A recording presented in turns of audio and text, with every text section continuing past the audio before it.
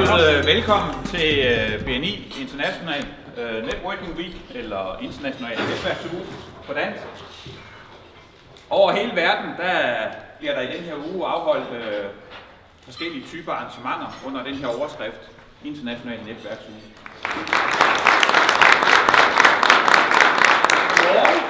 Det jeg fortæller om, det er de her citroner, som gror på Sicilien. De gror på den østlige del af Sicilien på sådan en sydvendt bjergskråning, og de her lokale bønder, de går op hver morgen og plukker. De venstrehåndsplukker alle sammen. Det er bare serveret. Og de bliver nænsomt transporteret ned til den nærmeste vej i den fine trææske. De bliver stillet dernede, og så lever de simpelthen her at sælge de her citroner her.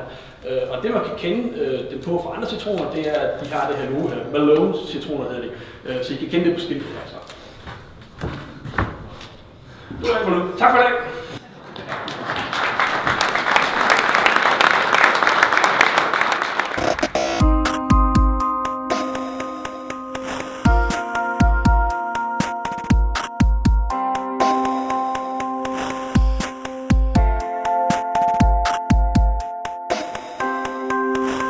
Det, der også er fantastisk, hvis du får dig selv endnu mere til at være til stede nu ud, og får dine medarbejdere til at være det er, at I kan bryde vaner. Når man bryder vaner målrettet, så er man til stede nu. Men de fysiske vaner, det er alt det, vi ser ved hinanden. Det er alt det fysiske. Ligesom alt det, man kan se ved hinanden. Det er alt det fysiske. Jeg tror, det var meget tidligere, og hun ikke spist hjemmefra, fordi hun sad sådan her, og jeg tror, hun var kommet sent afsted. Og den vane, er den god eller dårlig? Man kan sige, lige i bil, der er den måske neutral, men hvordan føles det? De her, er der nogen, der har prøvet Pilates? Mændene? Ja, det føles da fint, ikke? Ja, tak for det. Ha' det rigtig godt, og god dag. Det starter med, at man er hamrende kredsen med det, man går og laver. Hamrende kredsen med sit privatliv, sit arbejdsliv, sin krop, sin kærlighed. At man tænker, jamen det er mit liv, og jeg er her lige nu. Og får man overhovedet for lyst til at bryde en vane, så skal man have et mål, man skal drømme om et eller andet.